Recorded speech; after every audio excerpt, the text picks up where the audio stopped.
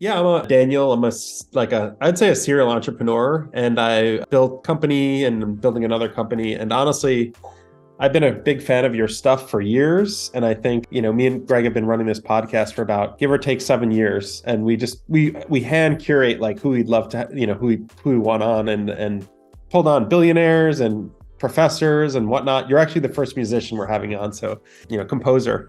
So it's exciting to have you on, honestly. Big fan. I'm a big fan, but maybe Greg, you could just give a quick intro of who you are, just so Zach gets an idea. So Daniel and I have known each other for many years, and we're both entrepreneurs. We live in Silicon Valley, and we love technology and entrepreneurship, and also the creative process. So I'm really excited about learning from you, your creative process, and we love to just tease out the stories and techniques that has worked well in your life that our audience might be able to use to improve their lives. Yeah, I checked out some of your guys' podcast last couple of days. I'm not super familiar with your sphere, but it was really fascinating. About 4 or 5 of them I checked out. It was very interesting stuff. I have to figure out, although you could probably tell me here what an OKR is. I don't know what that is, but that got mentioned a lot. So yeah, but very interesting stuff and an interesting world you guys are operating in. Awesome. Yeah, no, I mean, for me, tech and music, I kind of see them as like synergistic. And yeah, because that's one of the things that went through my mind was hearing about, the different products people are, starting up and the efforts to get them created and certain issues about like, is it ready? Is it not ready? Put it out or don't put it out. It's got to be quote unquote perfect or, there's a lot of overlap with that and music or other types of creative fields, those struggles and that, I guess, insecurities that can creep in and hold people back. Yeah. And what made me really reach out to you and like want you on our podcast, Zach, was so personal selfish reasons, I would say, for me. Building my first company, I always had to like get my mind in the right place, I would say. And one of my secret hacks, which I really don't tell many people, is play like music over and over again that'll keep me like hyper focused on like what I'm working on. And I think you design your music, whether you realize it or not, in a way that allows me, like an entrepreneur who's like been building my last company, took many years to build like significant amount of like product and whatnot. But under that like stress, the music that you created would allow me to get into like a certain state of mind that would allow me to like deal with like hyper pressure situations. And, and I realized like, the music you put in your environment, like the lighting you put in your environment, like the food you put in your body, like sound is so important to like your thinking. I would always like play your music for hours and I would just put it in the background just as like a motivational thing.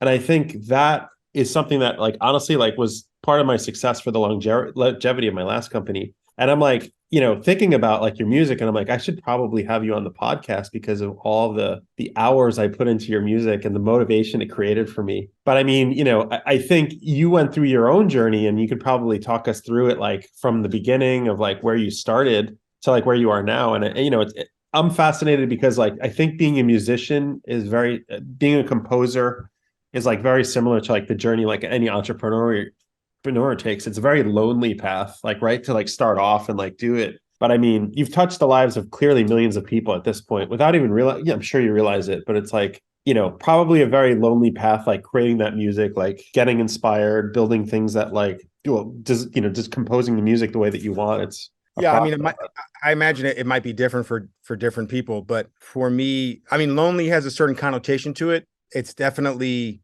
I'm definitely in solitude.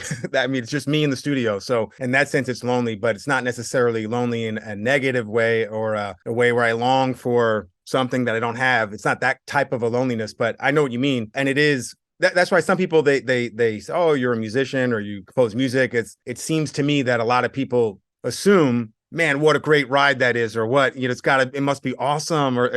And for me, it's like, well, actually it's probably pretty dry if you, it's not like there's some circus going on in the studio. It's me grinding away, iterating again and again and again and again, modifying, revising, just by myself.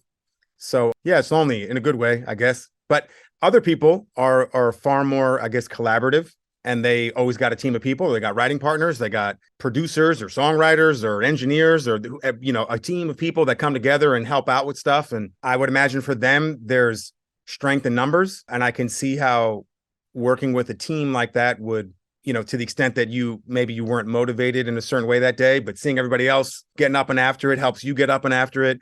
Or if somebody on the team happens to be down, but other people are up, they can help. I see a lot of value in the team approach. But so I guess that's my way of saying I don't think everybody is cut out for the solitude path. But for those who are, I do think that there's a lot of things to be found along the way that you perhaps will not find in the team approach. Does that make sense? Zack, I'm so grateful for you coming to share with us your creative process. I'm curious if you could share with us your story behind getting into the world of music composing and for movies and trailers. I didn't start out with like a master plan that I'm going to do this. As a teenager, I just began to dabble in the music. I was drawn to it. I was quite bad at it, but I enjoyed it, and so I kept doing it. Started to get better and better and better and better at it. Thought I wanted to be I initially kind of gravitated to the sound that was in a lot of film. So the film score genre, if you will, kind of spoke to me, a lot of it. And I thought, oh, maybe I'll try to do that one day if it works out. But I didn't have any attachment to it. I just wanted to get better at the music wherever it went. And then along the way, some people heard what I was doing, and they kind of approached me about starting a hybrid hip hop collective where I would do my thing as a composer and they would do their thing as lyricists. And that was a group called Nine Leaves. And that introduced me to the world of songwriting. Prior to that, it was really more, I was just score. I would listen to score, film scores. There's no words. And it was film score and maybe like rock and roll or heavy metal. Like it's kind of the sphere of stuff I would listen to. And then when I hooked up with these guys and they approached me about the hip hop thing, at the time I didn't really care for any of the hip hop I had ever heard, which wasn't a whole lot, but I was open-minded. We tried it. Anyhow, that introduced me to the power of songwriting, and I became in love with songs. I became obsessed with that whole idea of what a song could do with lyrics, without lyrics, how the lyrics shape what you take away from a song, or how an absence of lyrics can shape what you take away from something. While part of that group, a few years in, I started experimenting with lyricism myself. And so that whole effort with Nine Leaves was kind of my, I don't know, like incubation or something. I don't know. I came, when that all ended, I was like a whole different person in terms of what I had learned along the way, from hands-on experience, hands-on experimentation, no rule book, not following any formulas. I don't know hip hop. Even if I wanted to try to emulate, I wouldn't even know how, right? So I had no frame of reference, I guess, basically. And that worked out wonderfully. After Nine Leaves kind of, everybody went their own way. That's what catapulted me into a career as a solo recording artist. And of course, while this is all happening, there's this crucial issue, which is you have to make a living. How are you going to pay your bills and stuff? And of course, all this time, I'm not making any money. Not only am I not making money, but I'm spending all the money that I do have. And at one point, I had taken my life savings at the time. This is at the sort of the last 2 years of Nine Leaves. I had taken my life savings at the time and I put it all in. And I said, let me have a go at this. If it works out, great. If it doesn't, at least I can look back and say I gave it everything I had. I tried, whatever. I was content with things not working out. I was aware of the possibility. I knew not only is it a possibility, it's the most likely outcome is this will not work out. I'm okay with that, but I want to just I want to go for it as best I can. And if it doesn't work out, then I'll do something else. And that's cool. So the last 2 years of Nine Leaves, I took my life savings, put it towards things like whatever, making a music video and trying to do radio promotion and trying to get a PR agency to do whatever stuff. And at the end of that effort, I was basically exactly where I was when it started, except I just had no more money. So once I get catapulted to a solo artist, I was really running out of time.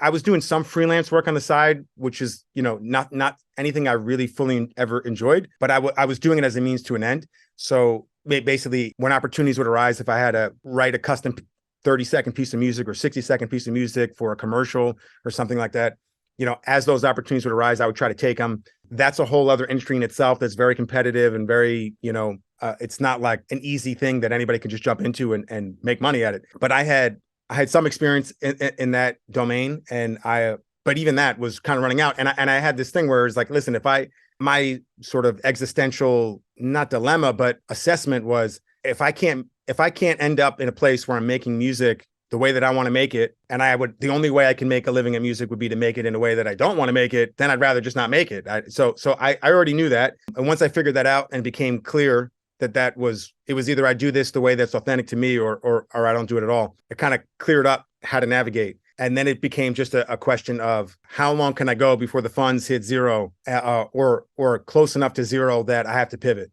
And I was going to go and I came pretty close to that, hitting that point. I think I had like a few $1,000s left in my bank account. How old was I? I don't know, early 20s, mid 20s. I think it was maybe 24, 25. I'm not sure. I had a few $1,000s left and I thought we're about there. I'm sort of at the 11th hour, an opportunity happened that gave me like another few $1,000s of income, which for me at that time is like, I can make that last. Like, so, and then, within the extra 6 months that bought me, I ended up landing some other opportunity, like a licensing placement that gave me like another $6,000 or something. And I'm like, I can make that last another year. And so within the year, and all of a sudden it started snowballing. I guess I got off track a little bit, but basically I figured that the lesson from putting my life savings into promoting the 9 Leave stuff and how ineffective it was, one of the lessons I drew from it was, I don't think I'm going to be able to I'm not going to be able to buy my way into success, so to speak. I don't have the capital. I don't have the money to solve the problem that way. And there had been a very limited number of like label meetings prior to that point. And I'd never come across any label that really understood what we were doing or in a position to or had any inclination to give us anything. So the few label meetings we had in that 10-year period with 9 Leaves, we would always hear the same stuff, which was, it's really interesting. It's so different. I don't know what to do with it. We don't know, whatever, that kind of stuff. And so I knew that wasn't an avenue. And by this point, it's one thing when you're starting out, you got the rose-colored glasses. You think, oh, get signed. That's the dream. So I went from, I'm going to be a film composer to, oh no, I'm going to be part of this band. I'm going to do songwriting. I'm going to be a recording artist and we're going to get signed. That's the new thing, right? And then all of a sudden you goes from that to like, no, that would be terrible. Actually, no, you don't want to do that. Because then you want to control your own creative. You don't want to have anybody telling you what to do or how to do it or this and that. No, you don't want to be signed. You want to make it on your own. You want to be the successful independent artist, but you don't have any money. Well, first I did. And I said, I'll spend it. We'll make it happen that way. Then it doesn't work. Then I don't have any money.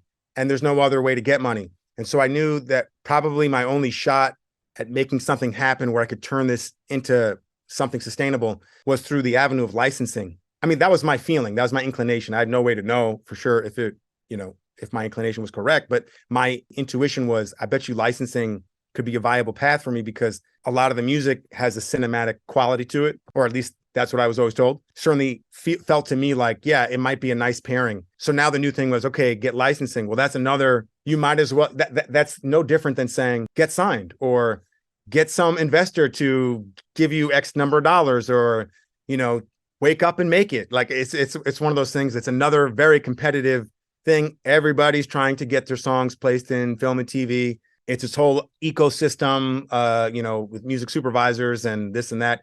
And it's not so straightforward. So I was naive enough not to fully appreciate it at the time. So we pursued it. But even in pursuing it, it's like, how do you do that? You can't call someone up or send someone an email and say, hey, use my music in your thing, right? It doesn't work that way. But all I figured is the only thing I could do that was in my power to do was try to put the music in front of whatever music supervisors I could get access to. And so sent out a bunch of unsolicited emails containing a link to listen to, I think it was 9 Leaves at that time. So this is as 9 Leaves is ending and I'm seeing the writing on the wall. But before I fully transitioned into the solo artist, I'm like in that transition period is where I'm also saying, yeah, you're not gonna be able to last a whole lot longer. Maybe licensing is the way. So whatever the 9 Leaves music I had at that time is what I was sending to music supervisors, all unsolicited. And 99.9% of whatever I sent out never brought with it any response. But there was one music supervisor who happened for whatever reason to decide to read the email and click the link and actually listen to the stuff. And he really liked it and thought it could work for some of the stuff that he was getting into. And one of the things he was doing was he was on the precipice of starting a music supervision company that was specific to film trailers. And so he thought that there possibly, and he wanted his company to kind of leverage artists, recording artists, as opposed to leveraging film composers or like kind of the typical stuff you would find in like library music or things of that nature. So his whole thing was, man, well, I'm looking for artists, recording artists, to try to pair that type of a sound and bring it to the film trailer domain. And so he had heard not the Nine Leaf stuff I was doing at that time, and he took to it. Okay, well, while that's kind of working its way out, I become the solo artist. I made my first album. I bring it to that same music supervisor, and cultivating that relationship. And that relationship with this music supervisor, whose name is Rudy Chung, that turned into another 10-year relationship where he was representing the music and began pitching it for film trailers, started getting some bites and started bringing in some income. And all of a sudden it was, things were working out. And it was that relationship where I guess the big thing that put me on the map was the use of Mind Heist in the trailer for Inception, or one of the trailers for Inception. The people who were working on that trailer had heard other music I had been doing that he had pitched to them, and they really liked the sound, but nothing that I had by that point, I guess, perfectly fit. So anyhow, they approached me about getting involved with that. And when that finally happened and it worked out, and that's another long shot. It's not like they said, hey, you're the guy, right? It's like, no, they're going everywhere. They're going hundreds of different places. You got different companies all competing. It's another like Hail Mary type thing. But it ended up completing such that my music was used in that trailer, and that kind of put me on the map. And once I was on the map and people started knowing about the music, then kind of Pandora's box started to open, and you got a lot of this feedback snowballing thing happening.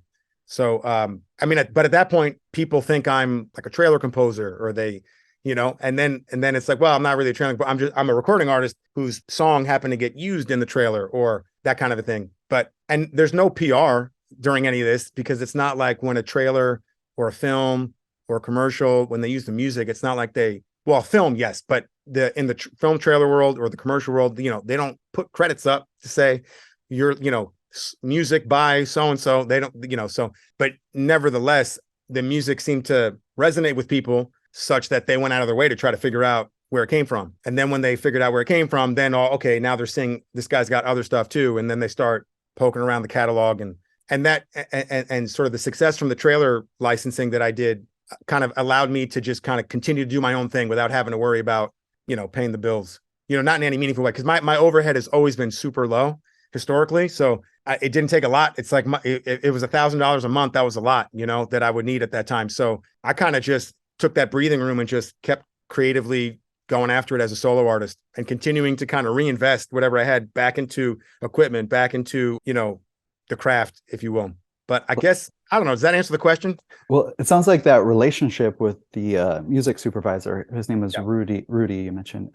Sounds like that was the real breakthrough that allowed you to have kind of the marketing access to the channels to monetize your talents. Yes. How did you cultivate that relationship? Did you go visit him, or was it phone calls, Zoom calls? What did that look like? So initially it was just an email with a link to some music, and he responded via email. Then we had a phone conversation, and then it was like let's work together. He was going to rep the music that I had at that time. We'll see what happens. And just because somebody reps it doesn't automatically mean anything will happen. So in other words, when a music supervisor makes a pitch on a film trailer, they're making pitches, not just of your music, but your music and other music and other people's music. And then there are other music supervisors, and there are other companies, and, it's a whole conglomerate of people all vying for whoever the decision maker is at the studio or the agency. Whoever makes that decision is sorting through hundreds and hundreds and hundreds of different submissions, I guess. But yeah, but at least I had someone who's in the game, and it just so happened that, well, okay, so everything I just said about the vying, the music supervision stuff was as it relates to film trailers. But music supervisors that are on a show, like a television show, that's different. That's one music supervisor or a team of whoever it might be. But typically it's one music supervisor who works for one show or one film. And that music supervisor is working directly with like the director. And they do get to they are kind of the person, in coordination with the director, who get to decide like, yeah, this works or this doesn't work. And so the first thing that happened is that this music supervisor, Rudy Chung, he started this new company specific for film trailer licensing, but he was doing that after having already established an existing music supervision company that serviced film and television in general. And he had a partner, Jason Alexander, and the two of them kind of, they had established the one company for film and television, and they were starting a new thing for trailer licensing. And the trailer licensing is what started the conversation between me and Rudy. But while that was brewing and they were doing their, still building the company up and getting it going and launching it, while that was happening, he's still a music supervisor in film and TV. And there was an opportunity, now that he's familiar with the music, there was an opportunity, I think it was like 1 or 2 CSI episodes, and another show I think was called The Cleaner. And so some of these opportunities came up where he thought these things would be a good fit. And I guess the director agreed or whatever. And so that was the initial licensing income that then allowed me to last long enough so that when the trailer thing manifested, I was around. You know what I mean? Otherwise, I would have already pivoted and had to change careers or something. I wouldn't have been there.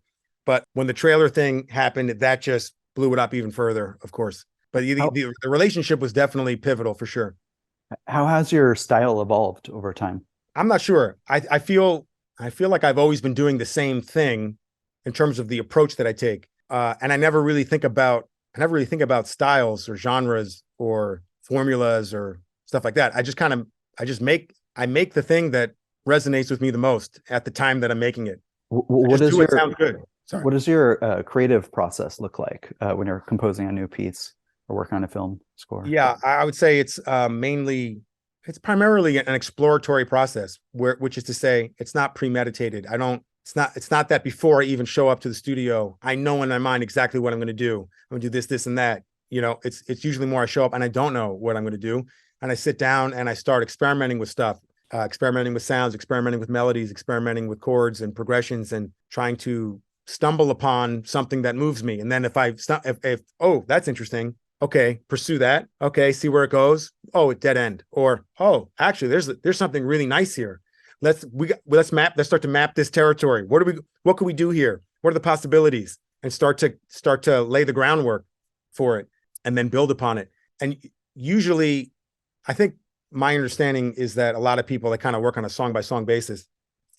For me, I don't like to do that. I like to take something to a certain point and then stop and go away and then come back to it later. So for me, let's say I come across something that's some musical concept or idea or riff or whatever, sound or feeling that is intriguing me. Okay, I will explore it and I'll work with it and I'll experiment with it and I'll see what I can do with it, how many ideas I can get from it. And I might do that for a few days to a week or a week and a half. And then at some point, okay, I got a lot of potential here.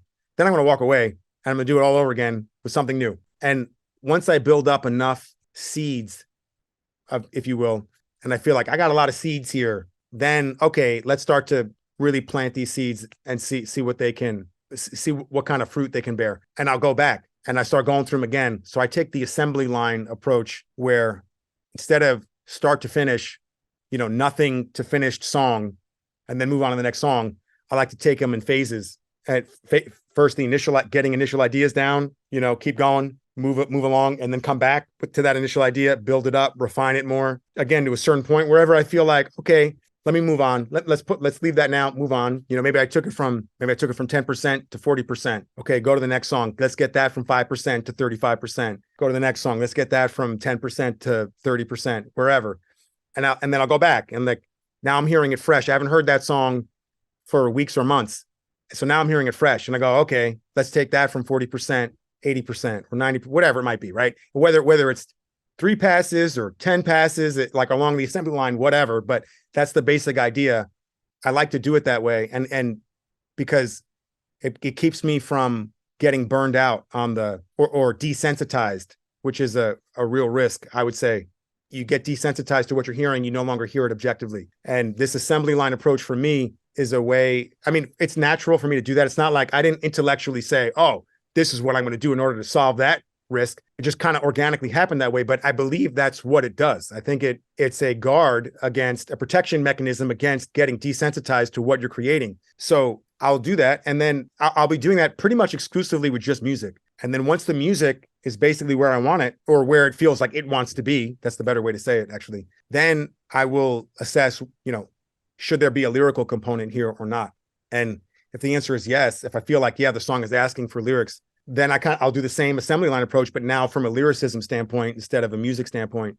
And then I'm letting the music kind of inform the lyricism. So I don't usually, almost every lyrical song I've ever made, I made the music first. Well, no, I've always made the music first, but almost all the time, I never even think about the lyrics until the music is done. Occasionally, on a handful of times, while I'm making the music, I might have some lyrical idea or an idea for a hook. Okay, I'll jot it down or something. But for the most part, I'm not even on that wavelength. I'm just thinking about the music. And it's only when the music is done do I then assess from the lyricism standpoint. Do you have any habits or routines that sort of structure and support your creative process? Like, it sounds like you're really motivated by inspiration, what really resonates and strikes a chord for you at the moment. But if maybe you're having a bad day, but you still want to make progress, like what kind of things do you do? I guess I don't. I mean, I think the answer is no. I do not have the things that you're talking about, like a practice or a thing to kind of force the issue. Okay, so I'm going to say this. Usually, when people hear it, they think a certain thing, but in my case, it's never worked out that way. If I'm not in the mood to make music, I'm not going to make the music. I'm not going to force it like that. However, that's not to say that I have to wait until inspiration strikes in order to It's not to that degree where, I can show up. And usually I will show up because I want to be in the studio. If I work all day and have nothing to show for it, that's okay. It doesn't bother me, So I guess maybe there's two things there. There's the showing up, which is maybe what you're asking is, what do you do on a day when you don't really feel like showing up to work? Usually I'll let that happen because it's not common. But if I do feel like, man, I'm burnt out, I think I need to not be in the studio for a little bit. That's okay. I'll go with that. Also too, because the type of what I'm trying to do with the music, life experience is informing that. If I literally am in the studio all day long every day, then you're not actually living a full life. If you're not living a full life, I feel like that is going to take away from the impact you could have in the music. So the first thing is, if I don't feel like showing up to the studio, then I won't. But often I will because I want to. And when I'm there, if whatever I'm working on is not resonating with me, I'm okay with that. I don't really have any expectations that I got to hit a certain quota within a certain time, or even when I'm working on an album, I don't take it as a given that this is going to be a home run and this thing is going to be amazing and everyone's going to love it. No, I say, all I'm going to do is show up and we'll see where it goes. And thankfully it always goes somewhere worth going. But on any given day, if it doesn't, that's okay. It's part of the process. I read Rick Rubin's book recently, The Creative Act, and he talked about the artist as almost being like a prism, and there's sort of light coming in from the universe and the earth, and it's sort of projecting through the prism and sort of can create sort of a unique spectrum of colors. How do you think of ideas and sort of signals and messages from the universe? You talked about the music almost wanting lyrics. Is it almost like you're envisioning it's sort of out, it's not like coming from you, but it's kind of coming from out there? What's your mindset when you think about that? So I've thought about it different ways. There's no single way that feels quite right, but it's felt differently at different times. But usually it depends. It's almost like if you had an object and you look at it from a certain perspective, and then you rotate it and you look at it from another perspective, it looks different from both perspectives, but it's the same. But at any point you can rotate it if you want. That's kind of what it feels like to the degree that I will pay attention, which I usually don't. But I always wonder about these same types of things. And so sometimes I will start to observe myself while I'm creating. And I have found that sometimes I can almost influence what it feels like. It feels more like a muse, or it feels more like it's this thing that I found, or it feels, no, you're actively sculpting and shaping this thing. You're creating it, right? There's some degree of influence, or there's some degree to which wherever you decide to position yourself to look at yourself while you're doing it might influence what it looks like. But for the most part, I would say it typically feels more like I find something than invent something, and then once you find it, then you're shaping it. But it never really feels like I invent it. It's like I discover it. That's what it feels like. And then it also will feel to me at the same time like the song has its own nature or its own desires or its own whatever. Not necessarily that it's its own entity. Maybe yes, maybe not. I'm just saying it feels like you discover something and then you engage in a dialogue with it, and it's informing you and it's reacting to you as well. You're reacting to each other, and somehow you find what each other want. But it's not even about what I want. It's really more about I'm trying to determine what it wants to be. And so it's speaking to me somehow, I guess emotionally speaking to me. Because in other words, to the extent that it wants to go left and I go right, immediately I feel it. Oh, no, that don't sound right. It doesn't want to do that. And I can feel it. It's like, okay, it's almost like you're the vehicle for the art to express itself. Like it's kind of coming from the universe, and you're like walking through the beach, the seashore, and pick up sort of a starfish, and you found it, and then it's sort of, you're putting up on a pedestal to share with others. Yes. Although, and I guess I would add one more thing, which is you find it, you're trying to bring this back to the world for the good of the land, but you also need to shape it so that it can be what it is. And it doesn't necessarily tell you how to do that, or it doesn't necessarily know how to do that. Right. It's like you're finding it and you're sculpting it and shaping it. You're trying to free it, shape it, let it free, something like that. So I think more often than not, that is how it feels to me. I don't know if that is what it is, but that's certainly what it feels like. And whatever objectively is the case, I don't know, but subjectively, I think that's what it feels like. Totally a random question, but I guess like you studied at Rutgers University and you studied music and philosophy. Like, did a lot of the students who went to school with you like not do music? Because I think the world of music in general is like just a brutal space. And I think a lot of people just kind of just give up on that career, or they just like walk away from it. Like something about your personality, Zach, made you not give up. Do you see a lot of failure? Like in the world of business, like, 90% of companies fail within like the first year. They just give up, they throw in the towel. Like, do you see a lot of failure in the music industry, like with people that are just kind of like trying to break through, like what you had to do? Yeah, I think the number's got to be higher than 90%, I would think. Well, so for me, I studied music at Rutgers, but that sounds more prestigious than it is. Rutgers had a music conservatory. Conservatories are usually like, that's the elite schooling for, the musicians or composers or whatever.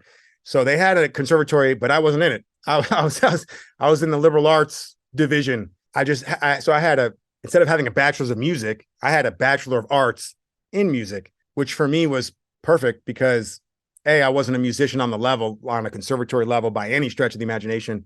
And also I didn't want all my 100% of whatever class I was taking to be music related. So by having a bachelor of arts, I could balance out, take the philosophy and the this and the that and all the other things with it. I didn't really go to school though, from a strategic standpoint. I wasn't like, I'm going to get this degree in music so that I can do X, Y, Z. It was, I guess I got to go to college now. I guess that's the thing I'm supposed to do. So, all right, well, I guess I got to major in something. I might as well make it music, so like, let me try to use the time to serve the thing that I'm the most interested in doing. So I made the most of it. But it's not like it was some launch pad to something or part of some effort. I don't think Rutgers really would have, because if I didn't go to college, I still would have learned the stuff that I ended up learning. And as it is now, most of what I know has not come from a class. It's come from hands-on experience, experimentation, your own self-motivated learning, whether it's reading user manuals or watching tutorials or whatever it might be, right? But I'll take the knowledge I got from the classes too. Don't get me wrong. I'm just saying, whatever. Back to your point about the failure rate though. Yeah, very high failure rate. A lot of that has to do with there's only so much space on the shelf, so to speak. There's a lot of that. It's like a numbers thing. But beyond that too, I think it's a hard puzzle to solve. And the way that it traditionally gets solved is, well, you're the struggling artist. You're going to tour, you're going to perform, you're going to do shows and, network and build up some kind of fan base, and then take all that and bring it to someone who's going to now partner with you, like a label or whatever. I think that's a hard thing to do. But I think let me put it this way. I think the deeper reason why so many people fail, I think most people don't know what they're doing. I don't mean technically, I mean psychologically. They don't really understand who they are, because not all creators are the same. I guess the three primary creators, the way I would describe them is you have the artist, the entertainer, and the craftsman. The artist creates as an end in itself, and the entertainer and the craftsman, they create as a means to an end. And in their case, that end could be anything. It could be, making money, could be famous, it could be help others, inspire others, it could be anything, right? But they're fundamentally different. The entertainer is trying to create what they think you want to hear. The craftsman is creating what you hire them to create or what you ask them to create. The artist is creating whatever they find inherently compelling. They can all make amazing art. They can all have incredible end results, but how they get there is very different.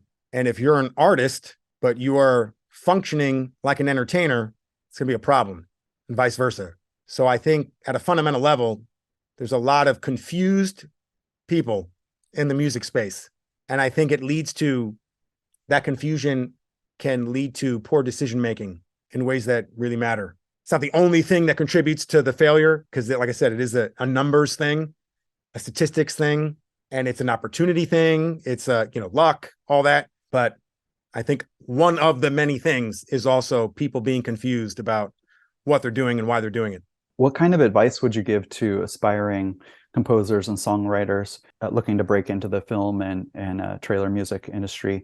You mentioned the importance of knowing your identity, like you said, what motivates you, what your goals are, but then also the importance of frugal living that gave you the runway so that you'd have the time to build that relationship with the music supervisor and eventually connect with some of the licensing deals. But what kind of things do you tell like younger aspiring composers? I think in large part it is about the people who make it are the people who can last the longest. And so if you want to make it, you have to ask yourself, how can I maximize my survival time, and whether that's reducing my overhead or being smart about how you spend your time or whatever it is, right? The people who make it tend to be the ones who last long enough to be able to make it. That by itself isn't enough. You also have to have something that people find valuable. If you're an entertainer, you're going to want to try to tap into what people find valuable and seek to provide it to them. If you're same as a craftsman, if you're an artist and you attempt to provide what people are asking for, you're going to compromise your artistry. So I would not advise that. If you can figure out who you are, that helps navigate a little bit. And so the advice for the entertainer is going to be a little bit different than the advice for the artist. The advice for the artist, I'd say, is make the best music you can and then put it in front of as many people as you can and then hope for the best. The advice for the entertainer, I guess, would be try to tap into what people are responding to, try to understand where those reactions are coming from, what they're based in, try to reverse engineer them, try to be creative in terms of how you go about providing what you think people want. And I would say for the entertainer, something like, feedback groups or things of that nature, getting some kind of pulse from the community you're looking to serve, as opposed to the artist, right? I say it would be a mistake for the artist to do something and then, have some kind of, there's a term for this, but it escapes me. But what's the term for when you put something in front of a bunch of people and they fill out surveys about what they thought about it? What's that called? Market research? User feedback. Okay. Yeah. So I would say for the artist, user feedback, that's a mistake because you're not here to make what they want to hear. You're here to make thing that calls you to make it. And whether or not that user feedback is positive or negative is entirely inconsequential to your mission. In both cases, I would say the other thing is you need to accept the fact that you're not in control of other people's opinions. And you need to make peace with the possibility that no one's going to give a shit about what you did. That's a reality. It doesn't mean it will happen. It just means you have to be aware and okay with that possible outcome. So you do what you do and you see what happens and then you move on one direction or another. If you're the artist, if you ultimately can't last long enough and what you're creating doesn't resonate with anybody else, then that's probably the end of the line. But people are so different. Like, it's not like, don't take some negative batch of criticism and think it's the end. It's like, no. Again, it's about you just last as long as you can. You keep doing your thing. Hopefully it works out, but it might not. If you're the entertainer and you get negative user feedback, then you take that and you can reiterate, figure it out, come back again. You have some mechanism to measure how accurate your pulse is on the fan base or the community or whatever. But even there, it's like, just because you think they're going to like it doesn't mean they're going to like it. So these are all possibilities. We need to be realistic about them. It doesn't mean being negative about them. It just means not being utopian. It just means, we're all here. We're going to see what happens, and we'll go as far as we can go for as long as we can go. And if the dam breaks, great. And if it doesn't, we move on. I think we can safely say that you made it past the survival period, and now Just barely. now you've got a reputation and network, and you can actually probably accomplish and achieve things a lot faster and bigger than before. What does like the future look like for you in terms of your creative projects that you're most excited about? So I'm most excited to make another album. I've been kind of on a detour, an extended detour for a few years now. I had made the last music album I put out was called Goliath, and I think that was 2018. And after that, I made a documentary about childbirth, and that took me 2 years to make that and release it. And then, of course, when you release that, everyone's like, "What the is this?" They want that other thing, But I'm not an entertainer, so it don't bother me none. So yeah, so I spent 2 years making that documentary, put that out, and then after that, I had a lot of this Nine Leaves material, where I started my career. Had a lot of this Nine Leaves material that had never been released, and it was sitting on drives. And even the stuff that was released I was so early in the process that there were a lot of technical things happening there that kind of prevented it from speaking the way it was intended to speak at the time. And so for whatever reason, I decided to go from, I decided to take the whole, just dive back into the Nine Leaves thing, this historical body of work, remaster it, fix it up, repackage it, and put it out as a historical body of work. In other words, I'm not trying to remake them today from my perspective. I'm trying to keep them as they were at that time and just bring them to an audience that may or may not have an interest in them. So, and that ended up, to my surprise, taking a lot more time than I thought. I thought it was going to be a 6-month thing, maybe tops, and ended up, whatever, year and a half, something like that, 2 years. Between there was the creative stuff, but then there was like a bunch of contract stuff that I didn't anticipate how hard it would be, because as a solo artist, shit's easy. It's like, it's me, and that's it. When you start dealing with projects that involve a bunch of other people and guest artists and, whatever, it becomes more complicated. So anyhow, now we're in 2023, and then the other thing that happened is, so I went from the documentary, that detour, then I went to the Nine Leaves resurrection of the historical work detour. Then I relocated in terms of, sold my house, moved to a different place. Then I had to build a studio at that place. These are like just nothing but detour after detour after detour. So now here we are, and the dust is finally about to settle. And I intend very much to begin the path of making another music album. And I have no idea if that's going to be a quick path or a long path. I'm prepared for the long journey, though. Amazing. It's been beautiful hearing your story, Zach. Daniel, go on. I would say thank you so much, Zach. I know it's been a long, we took the whole hour. I guess parting words, like, first of all, thank you for having you on. What would you say, last question for you, what would you say your favorite like composition is from your music? I know that's a hard question, but maybe you could pick one or two. Yeah, so it is hard. It's hard for two reasons. One is I make a point of not always listening to my own music. So there's a lot of music that I'd like to listen to again that I haven't. And I do that as a strategic thing. I'm always trying to find new ground. And I find that I suspect I make it easier or more likely to find new ground by removing any anchors to the previous ground. So and the way that might play out practically is, let's say you're writing lyrics or something, and if I had listened to my music all the time, and then I'm writing new lyrics, and then it's like this word or that phrase, oh, that reminds me of that song that I did back on that album. Oh, and that reminds me, and then all of a sudden you start to get stuck and trapped in whatever. But if I don't even remember what I said on that album, then that makes it a whole lot easier for liftoff to occur, Now, I don't know. You can't really test this. This is my intuition. It's not like we can run the parallel universe where I listen to the music and the one where I don't and compare the outcome. But my intuition is that I think I can find new ground easier and faster if my previous body work is not so at the forefront of my consciousness. And that's also one of the reasons why I'm not a touring artist and I don't perform and whatever. It's like, I don't want to be playing the songs over and over and over and over and over and over every day or every week or for months and years and whatever. It's like, I want to make the new song, not be chained to the old song. Now, that's not to say that I don't have any attachment to the old stuff, to the body of work I've created. I very much do. And I look forward at some future date to going back and enjoying all of it.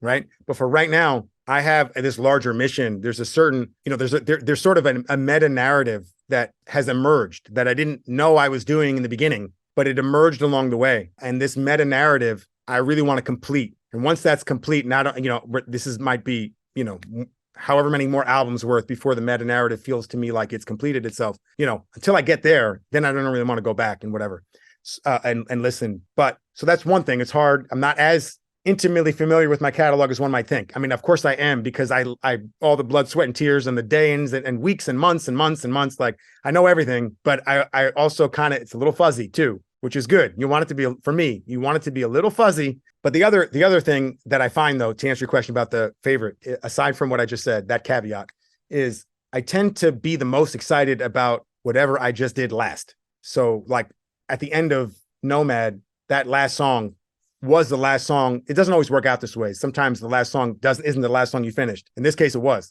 And so like, there's something about that song that, I don't know, like it had this special affinity because it was the last thing I'd done. Similar, the last track on Goliath was the last, in that case, again, happened to be the last one I had finished on that album. And so there was something special about that. So it tends to be the last thing you've done is, I guess, because it's the most recent, you're the most aligned with it. I think that's what it is, something like that. Oh, interesting. So you'd order them, I guess, in a sequence, and you put the last song you did last, or is that not right? But it sounds so sometimes, let's say you got a 10-song album. Most of the time, I would say, it's not, I didn't make 1, 2, 3, 4, right? I didn't go chronologically like that. I just had songs I was making that were part of one body of work. And only till you get sort of deeper in, do you start to figure out the chronology. I mean, sometimes you might know, oh, this is going to open the album, or this feels like it's going to close the album. You might know that, but you might not really get that chronology dialed in until you're deeper in the process. And even when you get the chronology dialed in, you may not finish them in order. You might finish them out of order. And so maybe track 5 happened to be the last track that you finished before the album was done. I'm just saying it happened to be the case on my last 2 albums where the last track was the last one to get finished. But if it had been track 6, then I'm saying that then track 6 probably would be the one that stands out to me the most. That's my favorite because it's the most recent. And therefore I think you're the most aligned with it because that's where you last left off. Got it. Very cool. Very cool. Oh, thank you so much, Zack, for we don't want to take too much more of your time, but for anyone out there, definitely listen to Zack's stuff. I feel like it's I would call it like, it's so unique. It's not quite any genre. I just really think it's like puts you in a mind space that creates productivity. So again, Zack, thank you so much for being on. I appreciate you guys having me on. Maybe next time I will not be recovering from sickness and I'll sound a little bit more normal for your listeners and yourselves, but it was fun. Awesome. Yeah, no, and keep doing what you're doing. I mean, I'm a big fan, so I'm in the background rooting for you. So whatever you do next, I'm excited. Thank you. Thanks.